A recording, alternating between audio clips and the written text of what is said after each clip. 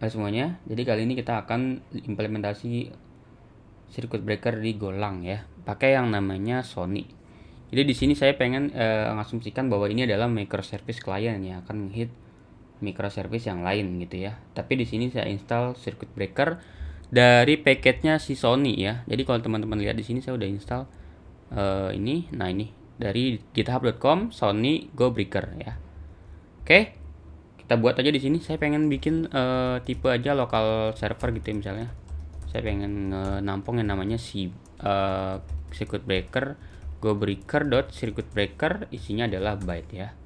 Terus di sini saya pengen bikin initializernya new local server gitu, ada ini akan mengembalikan apa ya, mengembalikan ini dah local server gitu, return local server. Dari CB ini kita ambil dari go breaker dot new go breaker new circuit breaker ya. Nah ini perlu setting ya. Bentar, ini karena generik ya. Settingnya dari CNF gitu, misalnya saya pengen bikin setting dari go breaker dot setting. Nah ini settingnya ada banyak di sini. Kalau teman-teman lihat itu ada nama ya. Di sini kalau lihat nih ada nama max request interval. Interval itu berapa kali ya. Di sini ada tulisannya di sini. Saya klik periodik ketika dia pindah state ya. Ada timeout juga ya ketika dia ngubah dari open ya, dari terbuka ke setengah terbuka. Setengah terbuka itu maksudnya kita coba lagi gitu. Ini masih error nggak microservice yang mau kita tuju gitu. Lalu ready to trip ini artinya kondisi apa yang menyebabkan ini harus kita buka gitu. Kita putus sirkuitnya. Apakah karena ada kesalahan berapa kali gitu, kesalahan terjadi gitu ya. Oke, jadi di sini saya pengen namain, nggak usah namain ya di sini. Saya pengen pakai apa aja ya? Mungkin pakai ready to trip aja. Ini kita tentukan kira-kira berapa atau dalam kondisi apa yang membuat sirkuit ini harus dibuka, harus open ya. Saya pengen bikin gini aja. Kalau dia violetnya itu lebih dari 2 gitu. Jadi kalau lebih dari 2 kita buka gitu. Oke. Lalu ada juga yang namanya on change state ya. Saya pengen supaya untuk unlocknya gampang ya. Saya pengen ketika perubahan state dari half open to open, dari open ke half open lalu close, itu ada terlihat gitu ya. Lalu di sini saya pengen bikin ini aja ya, log print gitu misalnya change state gitu from to. Oke, di sini lalu config-nya saya masukkan ke sini. Oke, sip.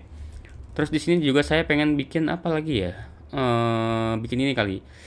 Apa? HTTP writer kita untuk kita supaya bisa ngehit ke aplikasi yang ini ya. Oke, jadi di sini L local server, ini saya pengen bikin namanya index aja. Lalu W HTTP response writer, lalu R ya kan HTTP request. Gini. Oke. Terus di sini juga saya pengen bikin HTTP client ya, supaya kita pengen ngehit ke microservice yang lain. Tapi di sini saya pengen pakai yang namanya Mockun teman-teman ya. Nah ini adalah aplikasi mock kesukaan saya. Saya pasti pakai ini. Kalau misalnya ya nggak mungkin ya ketika kita develop microservice terus kita pengen ngetes satu service doang tapi kita nyalain semua gitu kan, gak mungkin ya. Jadi kita pakai mock. Nah ini termasuk mock yang paling bagus menurut saya, lengkap banget dia. Oke, di sini saya pengen bikin satu endpoint namanya apa ya, tes aja gitu atau gini dah, user gitu ya. Saya pengen bikin info user name gitu, Nandika Selesa. Ini oke, sip. Terus di sini saya pengen bikin ini dah, klien ya, HTTP klien namanya fetch. Ada URL, string gitu. Lalu kembaliannya adalah buat sebuah byte dan error.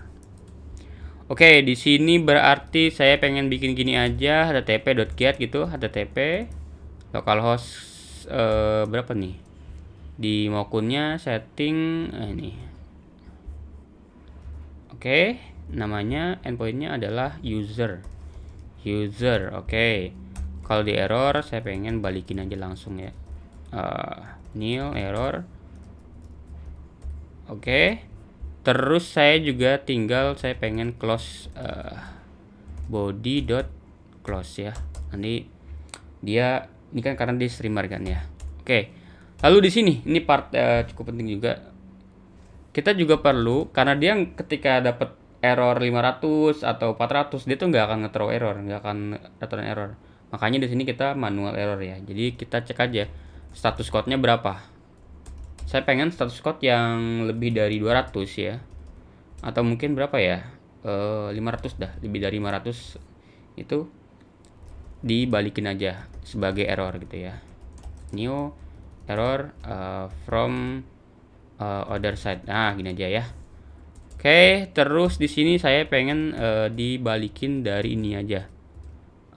io.read all dari respond.body. Oke, gini aja ya. Oke, lalu di sini gampang banget sebetulnya ya.